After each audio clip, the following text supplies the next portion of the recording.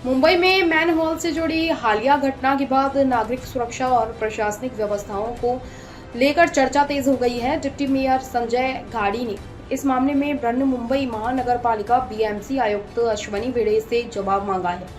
उनका कहना है कि पहले से दी गई लिखित सूचना और सुझावों पर समय रहते प्रभावी कार्रवाई होती तो ऐसी स्थिति से बचा जा सकता था। डिप्टी मेयर ने यह भी कहा कि संबंधित कार्य कर रहे ठेकेदार के पास आवश्यक प्रशासनिक आदेश नहीं थे। उन्होंने स्पष्ट किया कि यदि जांच में किसी भी स्तर पर लापरवाही या नियमों का उल्लंघन सामने आता है तो संबंधित ठेकेदार और जिम्मेदार अधिकारियों के विरुद्ध नियमानुसार कार्रवाई की जाएगी। उन्होंने प्रशासन से मानसून के दौरान सभी मैनहोल, जल निकासी व्यवस्था और संवेदनशील स्थानों का विशेष निरीक्षण करने की मांग की ताकि भविष्य में ऐसी घटनाओं की पुनरावृत्ति न हो और नागरिकों की सुरक्षा सुनिश्चित की जा सके। फिलहाल मामले की जांच जारी है। जांच रिपोर्ट के आधार पर आगे की कार्रवाई की जाएगी।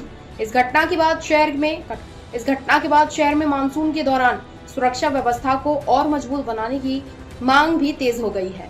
त्यांनी कुठल्याही प्रकारचे त्याला मुंबई महानगरपालिकेची वर्क ऑर्डर दिलेली नव्हती, कोणत्याही प्रकारचे तोंडी आदेश प्रशासनाचे नव्हते आणि त्यामुळे या ठेकेदारावरती मुंबई महानगरपालिका मनुष्यवधाचा खटला दाखल करणार हे निश्चित आहे। एकूण जर बघितलं तर आज वृक्ष झाड पडल्याची घटना, आज मॅनहोल्स मध्ये माणसं पडून त्यांचा मृत्यू, कुठेतरी महानगरपालिकेच्या अधिकाऱ्यांचाच मोठं गलथान कारभार समोर येत नाहीये। मी आपल्या माध्यमातून प्रशासनाला देखील आदेश देईन, निर्देश देईन की त्यांनी देखील वॉर्ड स्तरावरचे जे आपले कर्मचारी आहेत किंवा अधिकारी आहेत यांनी पूर्ण वॉर्डमध्ये आपण फेरी मारली पाहिजे आणि कुठे कुठे आपले मॅनहोल्स उघडे नाही आहेत, कुठे गटार चोकअप झालेले आहेत किंवा जी काही स्थिती आहे ही आपण इथे सगळी पाहणी करायला पाहिजे। मुंबईमध्ये कुठच्याही प्रकारची जीवितहानी होता कामा नये अशा प्रकारची आपण सर्वांनीच काळजी घेतली पाहिजे। जी झाली घटना अत्यंत दुर्दैवी आहे। आम्ही त्यांच्या दुःखामध्ये सहभागी आहोत। एकूण काय सांगाल आता जे दोषी अधिकारी आहेत त्यांच्यावर कारवाईची मागणी करणार आहात? अधिकारी दोषी म्हणण्यापेक्षा जो ठेकेदार आहे त्यांनी अधिकाऱ्यांकडून कुठच्याही प्रकारचे आदेश घेतलेले नाहीत। त्यांनी कुठच्याही प्रकारची त्याला वर्क ऑर्डर नव्हती की अशा प्रकारचे मेन हॉल्स ओपन करून दुरुस्ती करणे, आतमधले संरक्षित जाळे आहेत त्या, आणि त्याच्यावरती ठेकेदारावरती आणि त्याच्यावरती जे कोण कर्मचारी हे काम करत होते त्यांची चौकशी होऊन त्यांच्यावरती निश्चित कारवाई केली जाईल।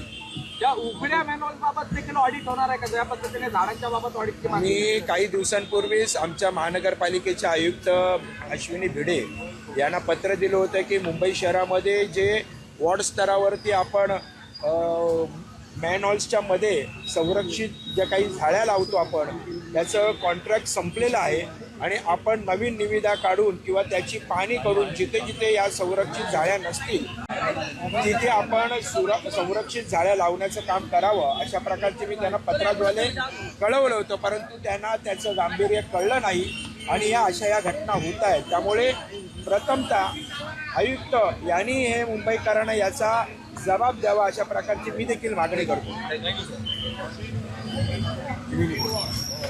आयुक्त हा कुठे आहे?